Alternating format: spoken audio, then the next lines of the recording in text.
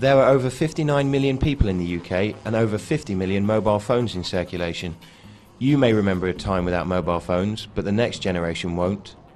The huge demand for a full bar of reception has resulted in the UK being littered with over 35,000 mobile masts. Vote for me.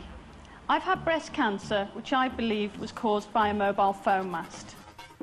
Villagers have spent a week blockading the site of a vandalised foam mast. They claim that over the years it's been responsible for a cluster of cancer cases in the area. Mobile phone technology is having an enormous impact on the lives of people all over Britain. Last month brought another inquiry into mobile phone safety, more warnings about possible damage to children, and for the first time, official concerns about mobile masts. We're going to tell you now about a group of villagers in Wishaw near Sutton Coldfield. Eileen O'Connor is one woman who has taken on the mobile phone giants, who she believes caused her cancer. This is her story.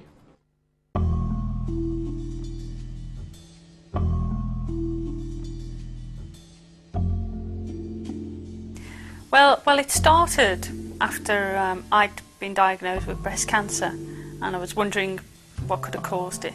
And I'd always been saying to Lynn I wasn't happy about the mast anyway, but mainly the look of the mast. I wasn't really too worried about the health impacts because I didn't really know anything about them.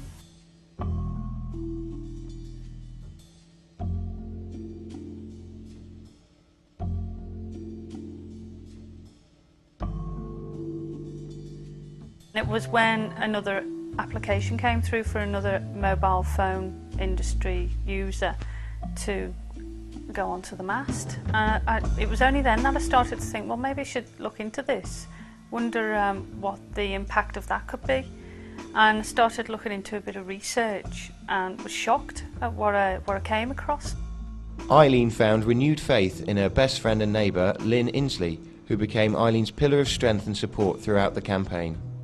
Eileen and I started to consider that there was something radically wrong with the area. It wasn't just a coincidence.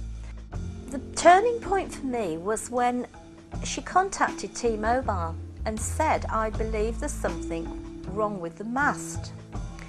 Within 24 hours, 4 people came out to this village to reassure us there's nothing wrong with the mast. That was the point when I started to question. So I delved into the research and we started to unearth the most horrendous can of worms.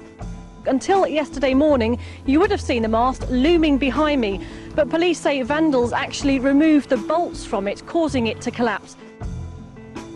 On the day it went down, we'd actually been and visited a lawyer to talk about legal action, and the next day the mast came down. And to be honest, it was the best sight I've ever seen, seeing the mast lying on the ground. That was a shock, and I didn't realise that it was going to turn out to be another big, huge battle, which it became. We've now got CCTV cameras watching the site, and they've got security guards on site 24 hours a day, and that's 18 months on. So the battle still hasn't ended, but we also had a lot of fun, and it brought all the village even closer together. Eileen fought to gain attention for her cause. She lobbied her local politicians, including Conservative MP Andrew Mitchell. I don't give many marks to the mobile phone industry. They've got an important job to do. We all use mobiles, and mobile phone masts have to go up. But it is the other side of the coin that the companies themselves should listen to what local communities say and should try not to put these masts in places where the local communities don't want them. Eileen also sought the support of Labour politician Dr Robert Pocock. Everybody benefits from mobile phones. I think the numbers of mobile phones in the country is more than the number of people living in the country. People are building their lifestyles around having access to mobile phone communication. I don't think anybody wants to see that technology disappear, but what we do want to have is a transmission technology that's safe. I think government really owes it to the country and owes it to the development of technology to take a stronger lead here and to really put the industry under much more pressure. Politics became a tool which Eileen could use to voice her concerns. When Vote For Me came along, she had found the media platform she needed. I've had breast cancer, which I believe was caused by a mobile phone mast. I was brought up to stand up to anyone, no matter how big they are. I would never put profit before people's health. Well, I just came across this article in the paper last year about this political reality TV show, which I'd never dream of entering normally. I was living 100 metres from a mobile phone mast. I am battling to get the plan and laws changed to make sure that health is a consideration when putting up these masts. So I really saw it as an opportunity to go along and to, if I got through, and to try and use it as a platform to get this message over as a single issue over and over again, and to try and make people realise how important it is. She really believed in it. It's something that really worries, I think, ordinary people in this country, and I think she was tremendous. It's been a fantastic platform in the media and made some great contacts, and I think it helped to get the message out even further. Now, that's the main priority for me at the moment, is to get the message out to the public, because they're simply not aware. I think if there were that bad a risk, then they wouldn't let so many people buy them. Well, obviously, I mean, at the end of the day, if there's any proof that a mast causes serious illness, then, you know, everything should be done to eradicate that. But we've got to make sure the public are aware, because it's the public that are causing the problem.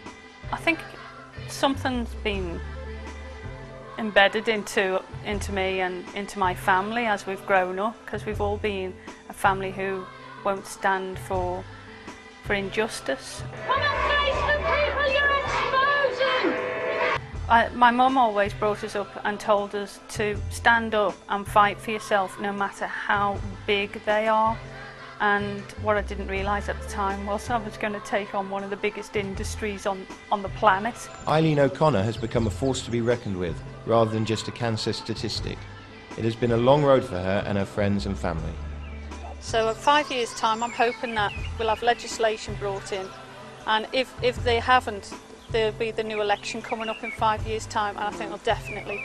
Yes. Well, if they've done nothing by then, we'll all be standing, and the campaign will be so much bigger. It's grown tremendously in the last 4 years already, so they better listen, because if they don't, they won't know what's hitting them. One person can make a difference, and Eileen proves that anyone with conviction in their beliefs can stand up and be counted.